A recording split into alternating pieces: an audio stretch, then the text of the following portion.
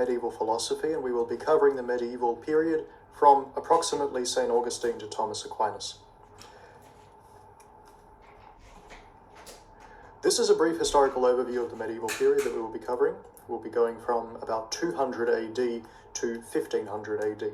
Now, I acknowledge that this is an enormous amount of time to cover in a very short course, but that's because, firstly, this is not my prime area of interest in philosophy, medieval philosophy, but I think it does create a number of important themes that are worth discussing, especially themes like religion, mysticism, which were influenced by ancient Greek philosophy and later influenced the modern period. So this is what we will be discussing from the sort of very basic historic overview. St. Augustine integrates Plato with Christian theology, and Plato was a very significant figure in Christianity, and the integration of the Christian thought with ancient Greek thought was a theme that lasted throughout this period over 1,000 years until we arrived at things like modern science. Now, the early Middle Ages were sometimes called the Dark Ages, and this was a period of decline across everything: economic decline, intellectual decline, and cultural decline. During this time, the philosophy of Aristotle was virtually gone from Europe and only was surviving really in the Islamic world. This was a time characterized by a lot of misery for especially Europeans. During the High Middle Ages, we see essentially the revival of Aristotle, and Thomas Aquinas comes along after that, synthesizes Aristotle with Christian theology, and at the end we have a few other major figures that we won't be paying too much attention to today. So let's begin with St. Augustine, who was a figure who emerged at the beginning of this period. This is just his biographical summary. I won't go over it in too much detail. I'd like to focus instead on what his basic philosophical ideas and contributions were. So it says here a few of his most important ideas, namely original sin, which was the idea that everybody is born sinful and must be redeemed by divine grace, by the grace of God in effect. So by default, a person has some kind of problem with them just by nature of being a person. Divine grace granted through faith in Jesus Christ is necessary for spiritual transformation and salvation. Builds on what I said earlier about original sin. Now, he argued that both human free will and God's sovereignty coexist. In Confessions, Augustine explores the nature of time and eternity, contemplating God's existence outside of time. The nature of evil.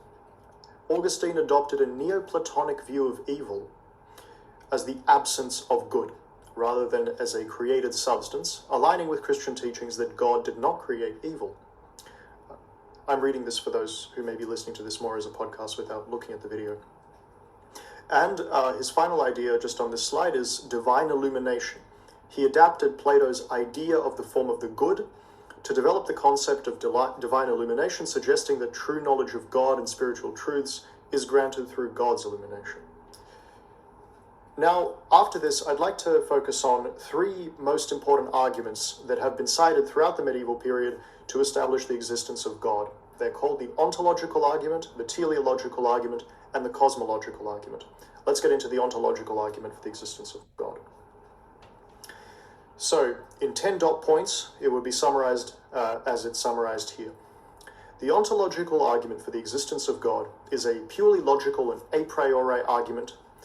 By purely logical, I don't mean that it's correct or that it establishes a correct conclusion. I mean that it is effectively a priori, which means knowable prior to experience. This is a distinction that emerges and is made more explicit later in the modern period of philosophy with the rationalist-empiricist debate. But basically, a priori is, according to this idea, a priori statements do not require looking at the facts of reality to be established or disestablished. So an a priori statement would be, for instance, 1 + 1 = 2. This is something that doesn't require any empirical knowledge of any kind. It can be just analyzed. Once you understand the meaning of 1 and plus and equals and 2, you understand that this is a necessity. So a priori means prior to experience. So this kind of argument, the ontological argument, is an argument for the existence of God that does not require looking out at the world as such. And it's based on the idea that if God is the greatest possible thing, or the greatest possible being, he must exist. Now, here's how it goes about establishing this kind of claim. So we start with defining God as the greatest possible being. And then we say that, well, the greatest possible being must exist in reality. Why is this? Because, let's say, you imagine the very best thing you can. Imagine the very best kind of being with no imperfections, all the best possible qualities to the full extent of those qualities. Imagine that. And now the ontological argument says, well, what could possibly be even better than that? Surely that, but in existence. That very perfect thing could be superseded by by something even greater, by virtue of having the faculty of existing, or having actual existence. So it's a very controversial argument. The idea being that the only thing better than the perfect thing is the perfect thing that exists. And therefore, God is the perfect thing, therefore God must exist. That's how the ontological argument goes. Now, this was supported by major philosophers like Anselm of Canterbury, Descartes, and Plantinga, who is a much more recent philosopher. Now, this has been widely criticized, but let's move on to a support for the ontological argument, which is given by Anselm of Canterbury. I'll read it for you now. Quote, and certainly that, now this is slightly archaic language, and certainly that than which a greater cannot be imagined, cannot be in the understanding alone. For it is at least in the understanding alone it can be imagined to be in reality too, which is greater. If then that which a greater cannot be imagined is in the understanding alone, that very thing than which is greater cannot be imagined is something than which a greater can be imagined. But certainly this cannot be true. There exists, therefore, beyond doubt, something than which a greater cannot be imagined, both in the understanding and in reality. This is a very convoluted way of saying, if you imagine the best thing possible, the only way for that to be even bested by something else is for that something else to have the advantage of existing rather than not existing. Therefore, the greatest possible thing must exist. God is the greatest possible thing, therefore God exists. That's how the ontological argument goes. So let's explain that quote a little further. Anselm's quote presents the ontological argument for God's existence based on the idea that God is the greatest conceivable being. He asserts that if God only existed in our understanding, so in our minds, but not in reality, we could imagine a greater being that exists both in understanding and in reality. This presents a contradiction because God, as the greatest conceivable being, should not be surpassed by any other imagined being. To resolve this contradiction, Anselm concludes that the greatest conceivable being, God, must exist in both understanding and reality. This quote, therefore, supports the ontological argument by demonstrating the necessity of God's existence in reality based on the concept of God as the greatest possible being. All right, now that's the ontological argument wrapped up. Let's move on to the next one, called the cosmological argument, and this one focuses all on the much more metaphysical issue, which is, of course, the creation of the universe, and here it goes. It's also known as the prime mover argument, and we'll see that Aristotle had something to say on this topic as well. So, the cosmological argument says, every effect has a cause. Something happened because something caused it to happen. And then that cause was the effect of a previous cause, which was the effect of a previous cause, and so on. So you have this infinite regress. But you can't have an infinite regress because we must ask, what was the first cause? What was the uncaused cause? It says on number 5, it says, asserts that an infinite regress of causes is impossible. So it maintains that without a first cause, nothing could exist. So the universe is a causal mechanism. The interactions of physical matter, psychological aspects, everything is ultimately caused by something that happened before it. Now, Aristotle and Al-Ghazi and Thomas Aquinas were advocates of this argument. And let's look at how Aristotle defended it. So he says, God is the prime mover, or the unmoved mover, the primary cause of motion and change in the universe.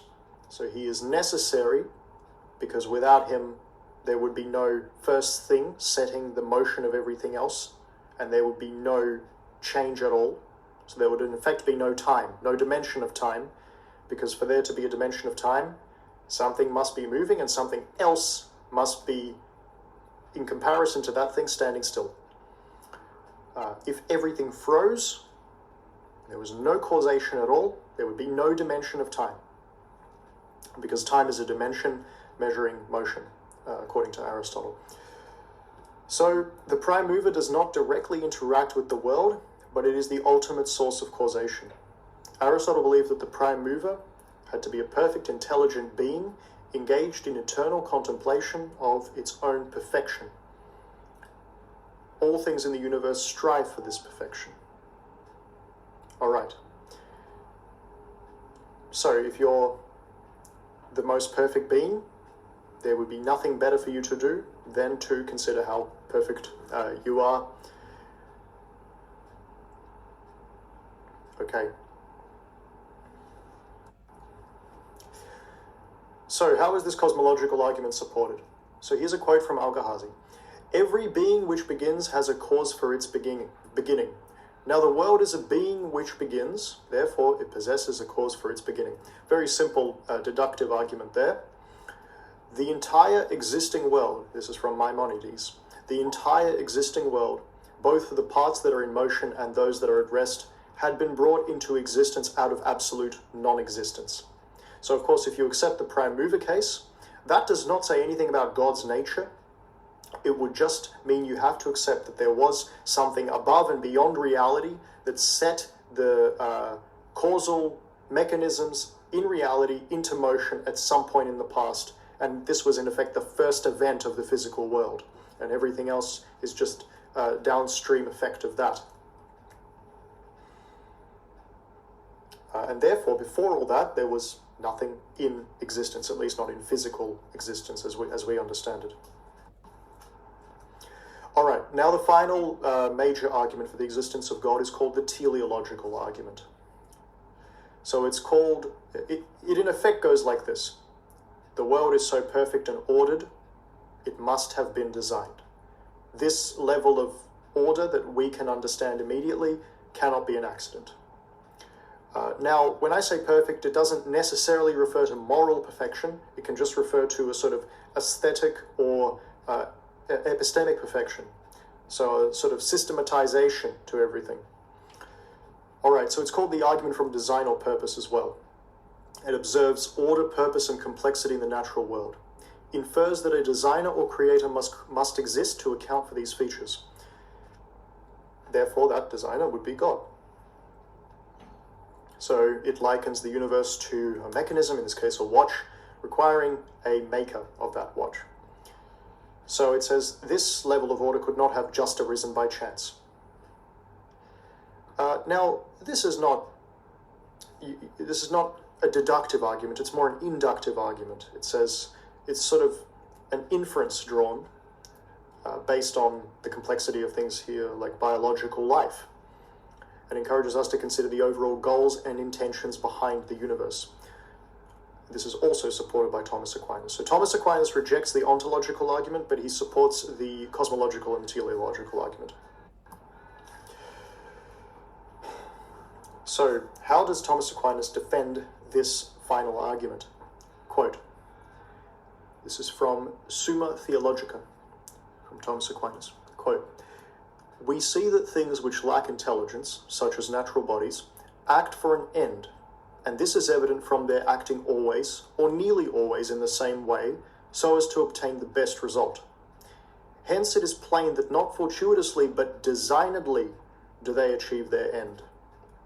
Now, whatever lacks intelligence cannot move towards an end, unless it be directed by some being endowed with knowledge and intelligence, as the arrow is shot to its mark by the archer. Therefore, some intelligent being exists, by whom all natural things are directed to their end, and this being we call God.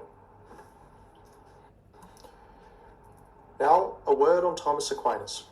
I will read from A Story of Philosophy by Brian McGee. It's an excellent book. I would recommend it if you are new to philosophy and would like to get a basic understanding of the most important developments in philosophy. It was actually instrumental in developing this course. So I'm reading from page 59 of The Story of Philosophy by Brian McGee. Thomas Aquinas. The great achievement of Aquinas was to produce a vast synthesis of all that had been argued in Western thought up to his time, and to show it to be compatible with Christian belief. Skipping ahead a little. Christian philosophy had developed from the beginning, as we have seen, with a high content of Platonism and Neoplatonism. Neoplatonism, just as an aside, was largely contributed to by other thinkers after Plato, like Plotinus, who served effectively as transmission belts to bring Plato into medieval philosophy, where he was fully integrated into it by thinkers like St. Augustine. Now, back to reading.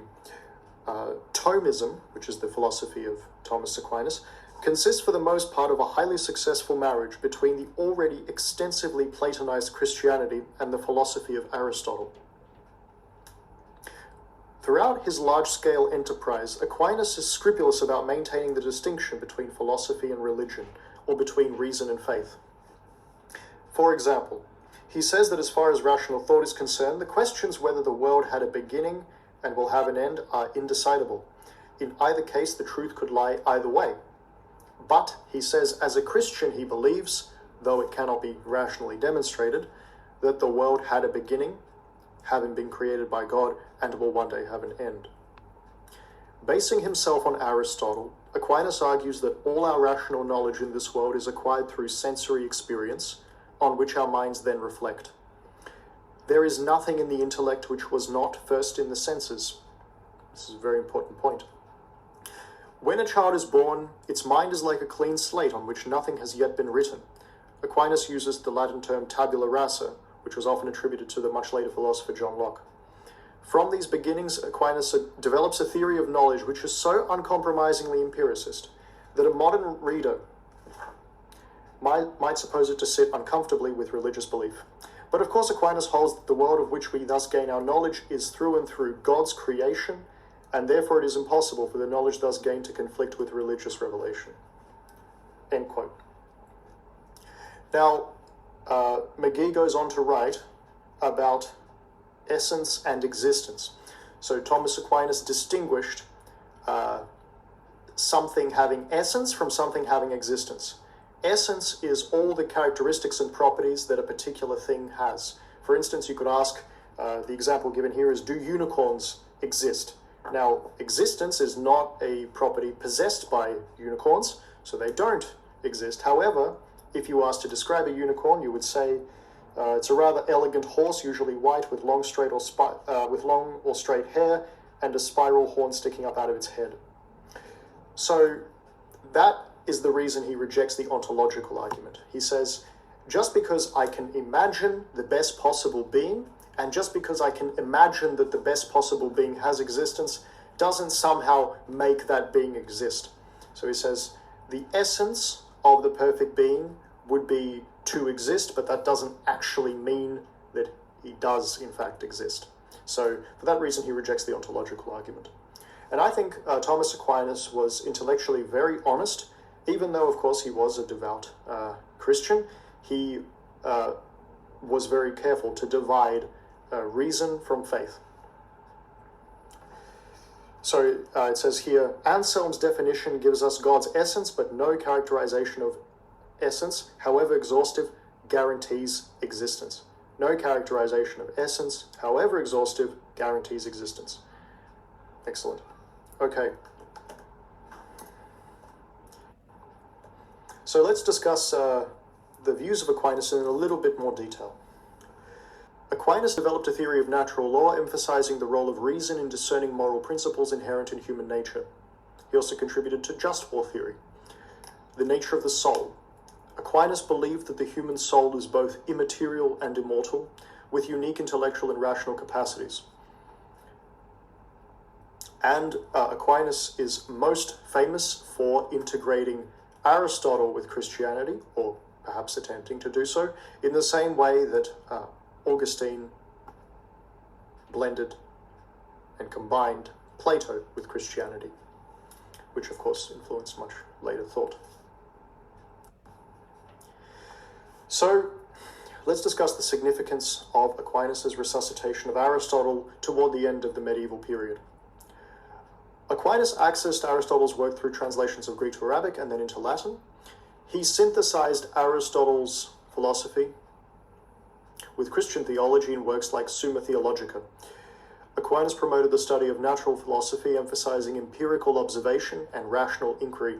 This is, of course, very reminiscent of Aristotle, who stressed that we must look out to the world, and perhaps he was the first empiricist, if we want to not apply the term too strictly. His work provided an intellectual framework for systematic and rational inquiry, which influenced the Renaissance. Aquinas' ideas were taught in European universities, helping disseminate Aristotle's thought and foster intellectual curiosity. So it was almost inevitable that after Aquinas, the Middle Ages and all the barbarity and, in effect, inhuman things that characterized that time would come to an end, because he had rediscovered Aristotle, and although, of course, he tried to show that it was compatible with Christian belief, I think all he really succeeded in doing was returning at least the West to a better way of thinking and rediscover the best of ancient Greece. And so it's in that spirit that I created a very simple equation. Aristotle plus Aquinas equals the Renaissance, or in this case, Leonardo da Vinci. So we come to the end of the medieval period, shortly after Aquinas, and you see the flourishing of art and science, amid newfound intellectual freedoms. These are some of the most famous paintings of the Renaissance. At the top we have The Birth of Venus by Botticelli, and at the bottom we have The Annunciation by Leonardo da Vinci. So this was a period of cultural and aesthetic revivification. Let's discuss the top figures who characterize this period. Of course, we have Da Vinci, who everyone knows, and Michelangelo, who made the frescoes on the ceiling of the Sistine Chapel and the sculpture of David. Raphael, who painted the School of Athens, which we covered in a previous week. Shakespeare, Copernicus, who formulated the heliocentric theory, the idea that the sun is at the center of the universe and not Earth. Before that, we had the Ptolemaic theory, which posited that the Earth was at the center. Who else? Galileo, Gutenberg, who invented the Gutenberg printing press. Botticelli, Columbus, Erasmus, yes. Okay, so we do see, of course, quite a lot of genius in this period, and it was outstanding, flourishing. Next week we'll be covering modern philosophy. So that would be the rationalist-empiricist debate, Kant, Hume, Spinoza, Descartes, John Locke, Newton, and a few others. And this, of course, features topics like rationalism-empiricism, modern science, romanticism in art, determinism versus free will. How could we reconcile recent scientific findings in that time with the whole idea that we have free will? They were really undermining religion, and yet could those two be reconciled? So there's a great question there. So thank you very much for listening, and to those who are listening for next week, I will see you next week.